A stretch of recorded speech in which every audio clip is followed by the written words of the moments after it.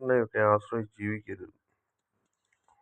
അതുപോലെ തന്നെ നമ്മളെ ഇത്രയും കർഷകർ എത്ര പ്രായം ചെന്നവരാണേലും അവരെ വേറെ രീതിയിൽ അവരുടെ ലൈഫ് സെറ്റാക്കി കൊടുക്കുക.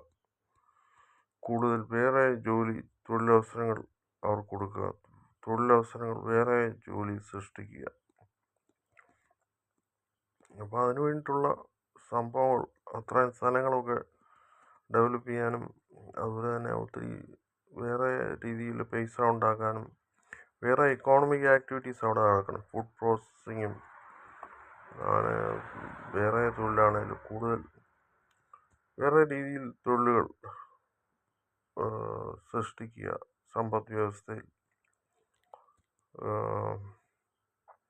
അതാണ് എനിക്ക് പറയാനുള്ളത്. അങ്ങനെ കർഷകരെ പുനരധിവസിപ്പിക്കാനാണ് സർക്കാരിൻ്റെ ബജറ്റിലും മറ്റ് നടപടികളും ഉണ്ടാവേണ്ടത്. അല്ലാതെ റബ്ബറിന് പിന്നെ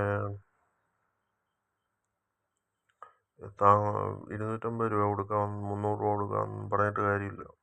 അങ്ങനെ പ്രോത്സാഹിപ്പിച്ച കാര്യമില്ല. അങ്ങനെ MRP പോലെ കുറച്ച് പേര് രക്ഷപ്പെടുമെന്നല്ലാതെ അതിലൊന്നും യാതൊരു കാര്യമില്ല.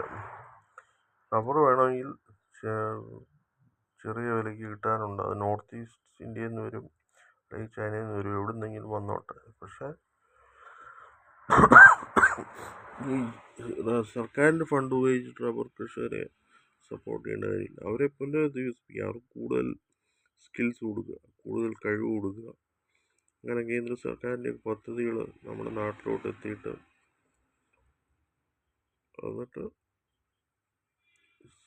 അവർക്ക് വേറൊരു ഉപജീവനമാർഗം ഉണ്ടാവണം. നല്ല അത്യാവശ്യം